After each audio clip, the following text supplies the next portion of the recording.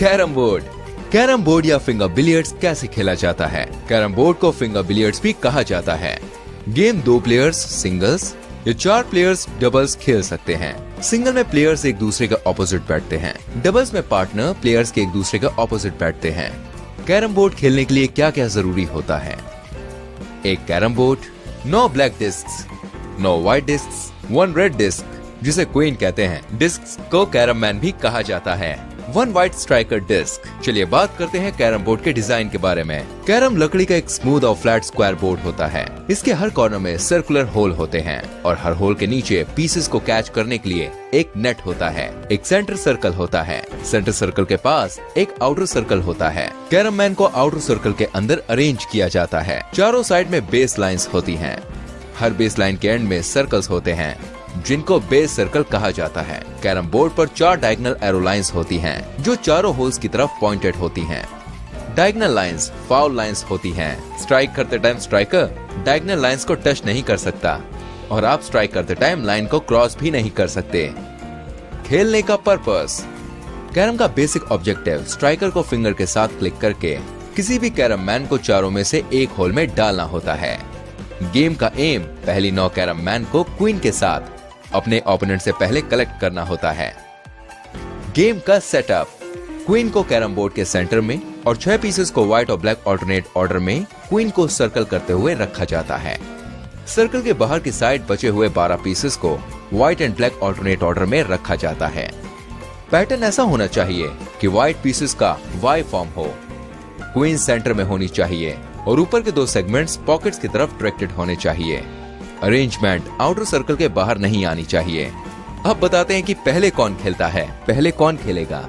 आप कॉइन को टॉस कर सकते हैं या आपके ओपोनेंट ने किस हाथ में प्लेइंग पीस को होल्ड किया हुआ है। स्ट्राइकिंग के बेसिक रूल्स। प्लेयर की कलाई या बाजू के अलावा बॉडी का कोई भी पार्ट कैरम बोर्ड के साथ टच नहीं होना चाहिए। प्लेयर अपने दोनों हैंड्स में से किसी भी हैंड के इंडेक्स, मिडिल या दोनों फिंगर्स का यूज करके स्ट्राइकर को स्ट्राइक कर सकता है। बैकवर्ड शॉट्स के लिए थंब का यूज किया जा सकता है या फिर बेस लाइन के साथ टच कर रहे पीसेस को स्ट्राइक करने के लिए रिबाउंड शॉट्स का यूज किया जा सकता है। चलिए बात करते हैं फाउल्स और पेनल्टीज के बारे में। जब किसी प्लेयर का फाउल होता है तो उसका टर्न खत्म हो जाता है और तुरंत पेनल्टी भी दी जाती है। पेनल्टी के तौर पर एक पॉकेटेड पीस को सर्कल में कहीं भी प्लेस करना पड़ता है। फाउल्स को इन सभी सिचुएशंस में रिकॉर्ड किया जाता है। अगर स्ट्राइकर होल पॉकेट में चला जाए, अगर प्लेयर पहले ही स्ट्राइक में क्वीन को पॉकेट कर ले, अगर प्लेयर अपने पीस के साथ ही स्ट्राइकर को भी पॉकेट ले जाए, अगर स्ट्राइकर या कोई अदर पीस बोर्ड के बाहर चला जाए, अगर प्लेयर क्वीन के साथ ओपोनेंट के पीस को पॉकेट कर ले तो क्वीन के साथ अपने एक पीस की पेनल्टी भी भरनी पड़ती है। अगर प्लेयर क्वीन के कवर होने से पहले ही अपने फाइनल पीस को भी पॉकेट कर लेता है, अगर प्लेयर ओपोनेंट के फाइनल पीस को पॉकेट कर लेता है तो ओपोनेंट के पीस के साथ अपने एक पीस की पेनल्टी भरनी पड़ती है। अगर आपका स्ट्राइकर सिर्फ ओपोनेंट के कैरम मैन को ही टच करता है तो भी फाउल होगा। आपको कम से कम एक कैरम मैन या क्वीन को टच करना जरूरी होता है। अगर पेनल्टी के टाइम पर कोई पीस अवेलेबल नहीं होता तो पेनल्टी पेंडिंग रहती है जब तक कि पीस अवेलेबल नहीं होता। अगर ओपोनेंट नेक्स्ट रन स्टार्ट करने से पहले ऐसा करना भूल जाता है तो सारी पेंडिंग पेनल्टीज माफ हो जाती है। इन सभी सिचुएशंस में प्लेयर अपना टर्न खो देता है। अगर प्लेयर कैरमैन को हिट करने के लिए स्ट्राइकर को पुश करता है, अगर प्लेयर की आर्म्स बोर्ड पर बनी डायगोनल फाउल लाइन को क्रॉस करती हैं, अगर प्लेयर अपने 3 अटेम्प्ट्स में भी करेक्टली ब्रेक नहीं कर पाता, अगर प्लेयर स्ट्राइकर के अलावा किसी दूसरे पीस को टच कर देता है। चलिए गेम शुरू करते हैं। एक प्लेयर को सभी ब्लैक पीसेस को पॉकेट करना होता है और एक प्लेयर को सभी व्हाइट पीसेस को पॉकेट करना होता है। कैरम मैन को शूट करने के लिए स्ट्राइकर इस तरह से प्लेस होना चाहिए कि वो दोनों बेस लाइंस को टच करे, या फिर स्ट्राइकर बेस लाइंस के एंड में बने रेड सर्कल्स पर प्लेस्ड होना चाहिए। जब एक प्लेयर स्ट्राइकर के साथ कैरम मैन के सर्कुलर पैटर्न को स्ट्राइक कर देता है तो गेम स्टार्ट हो जाता है। एक सिंगल प्लेयर या टीम को पूरी गेम में सिर्फ एक ही कलर के पीस को स्ट्राइक करना होता है और उनको जितना जल्दी हो सके पॉकेट करना होता है।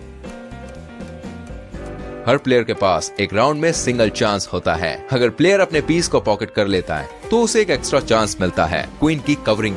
एक प्लेयर क्वीन को तभी पॉकेट या कवर कर सकता है अगर उसने ऑलरेडी अपने कलर के एटलीस्ट एक पीस को कवर कर लिया हो।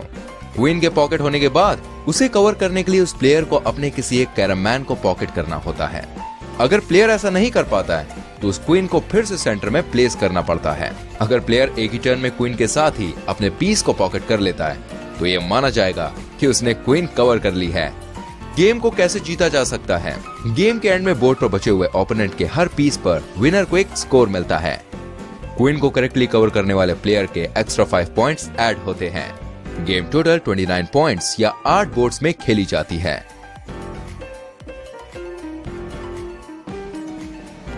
फ्रेंड्स, आई होप आपको हमारी वीडियो अच्छी लगी होगी। प्लीज